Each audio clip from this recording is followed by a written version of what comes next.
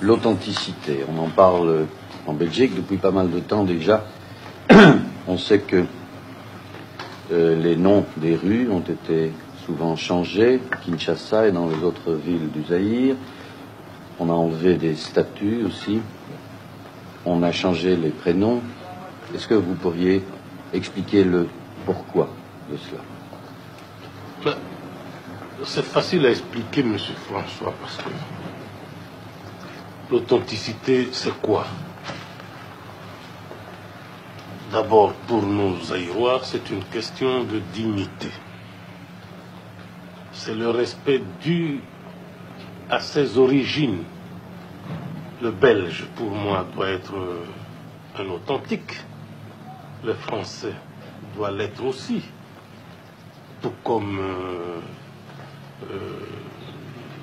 l'Anglais, l'Italien.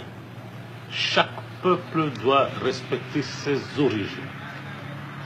Je crois que c'est vraiment clair. Et ça nous permet à nous aussi, je vous le dis sans complexe, mais nous devons, nous autres anciens colonisés, nous décomplexer aussi avec cela.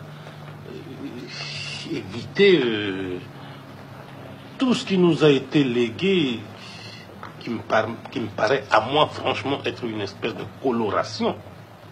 Tant qu'à faire, Monsieur le Président, on peut dire que les Zaïrois aujourd'hui recherchent leur personnalité et qu'ils préfèrent le prénom d'un de leurs ancêtres que de s'appeler comme il y a quelques années être ce qu'ils sont, tels qu'ils sont, mais pas comme on voudrait qu'ils soient. C'est tout, c'est ça l'authenticité.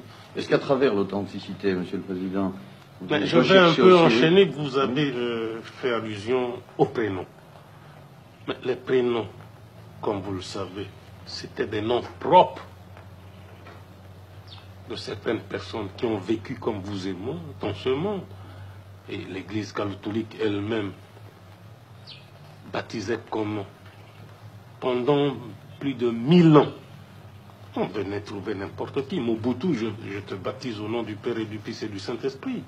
François, je te baptise au nom du Père et du Fils et du Saint-Esprit. Ce n'est qu'après plus de 1000 ans d'existence que l'Église a trouvé que certaines de ces personnes auxquelles je fais allusion ici se sont très bien comportés ici-bas. Bon, ils sont canonisés, ils sont saints, ils sont au ciel. Bon, leurs noms devenaient des prénoms. Donc, moi, voyez-vous, je suis zaïrois, africain, bantou. Comment voulez-vous que je puisse porter un nom juif, moi qui ne suis pas juif? Connaissez-vous un seul juif au monde qui porte un nom zaïrois? Et pourquoi moi?